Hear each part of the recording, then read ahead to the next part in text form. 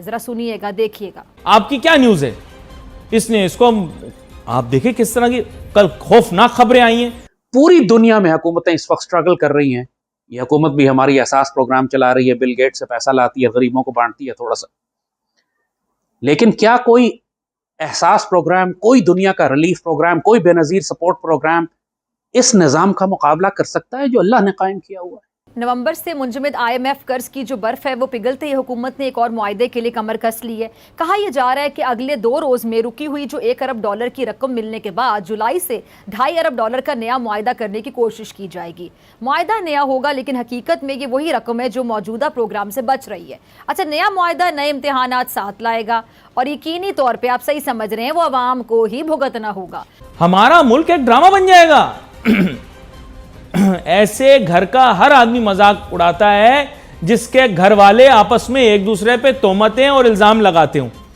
Hello guys, welcome back to new video. मैं हूं प्रियंका और आप देख रहे हैं पाक मीडिया कॉमेडी। आई होप आप सब अच्छे होंगे। दोस्तों, IMF से तो पैसे मिल नहीं रहे हैं और पाकिस्तान की इकॉनमी के बारे में आप सब जानते ही हैं और लाल टोपी को भी बहुत अच्छे से आप सब जानते होंगे।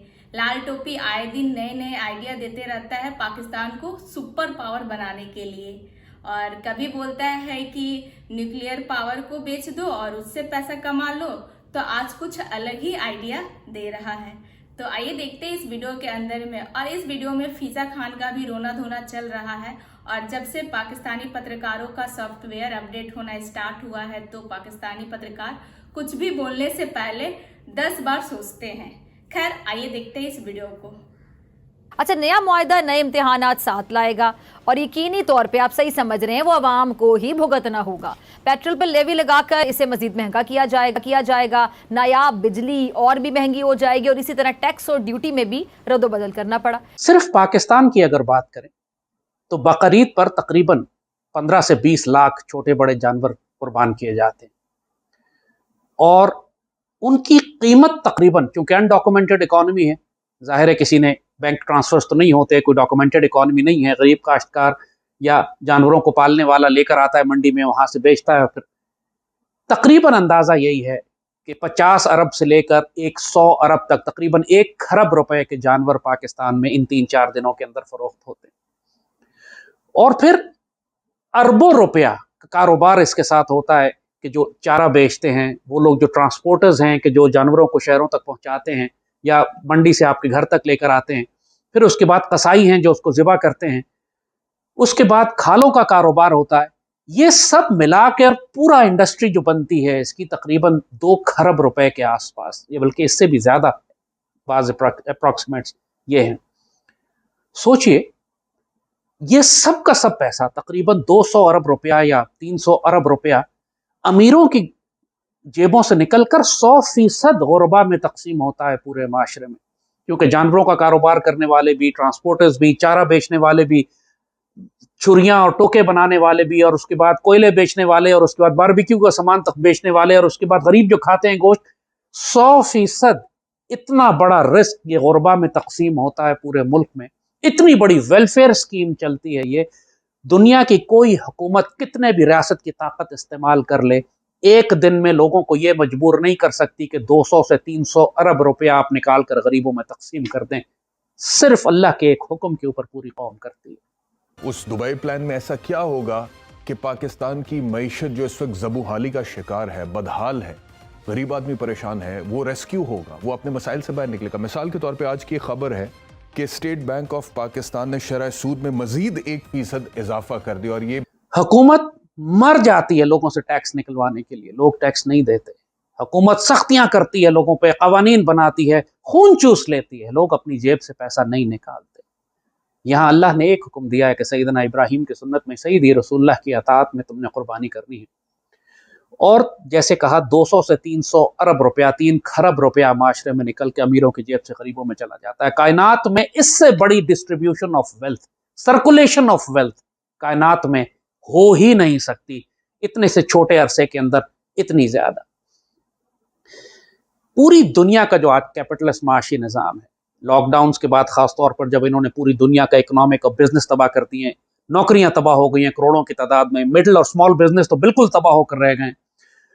तकरीबन $2 ट्रिलियन गुरबा की जेब से निकलकर $2 ट्रिलियन अमीर हुए हैं। ये ऊपर की जो क्लास है, इनके जो इंटरनेशनल मनी लैंडर्स हैं या बैंकर्स हैं या मल्टीनेशनल्स हैं या IT कंपनीज हैं दुनिया की, $2 ट्रिलियन 2000 अरब डॉलर गुरबा से जेबों से निकाला इन्होंने और 2000 अरब डॉलर अमीरों की दौलत में इजाफा हुआ। पूरी दुनिया में हुकूमतें इस वक्त स्ट्रगल कर रही हैं। ये हुकूमत भी हमारी एहसास प्रोग्राम चला रही है, बिल गेट से पैसा लाती है, गरीबों को बांटती है थोड़ा सा, लेकिन क्या कोई एहसास प्रोग्राम, कोई दुनिया का रिलीफ प्रोग्राम, कोई बेनजीर सपोर्ट प्रोग्राम इस निज़ाम का मुकाबला कर सकता है जो अल्लाह ने कायम किया हुआ है?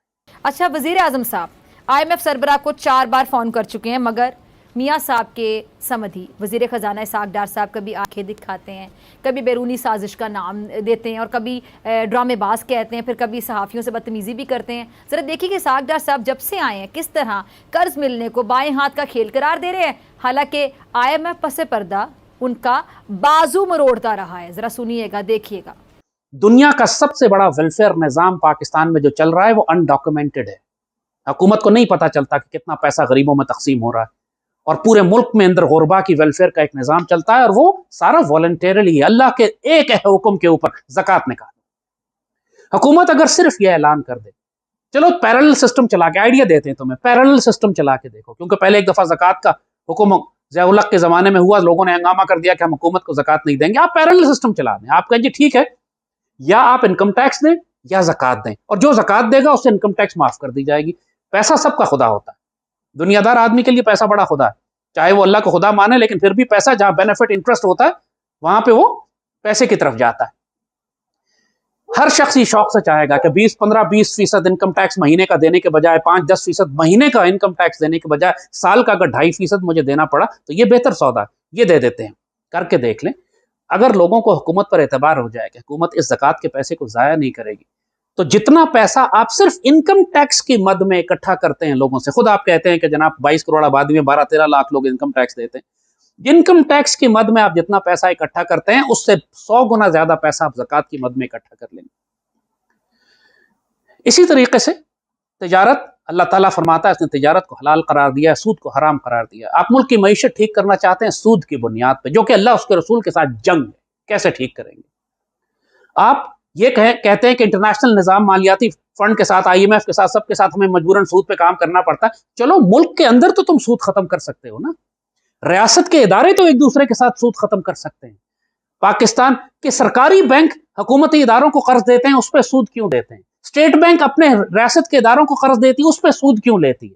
यहां सूद को तुम एक कॉन्सेप्ट, एक तसव्वुर के तौर पर हराम करके अल्लाह उसके रसूल के खिलाफ जंग कह के खत्म करने की कोशिश तो करो। देखो तुम्हारे प्रोविडेंट फंड में सूद दे रहे होते हैं।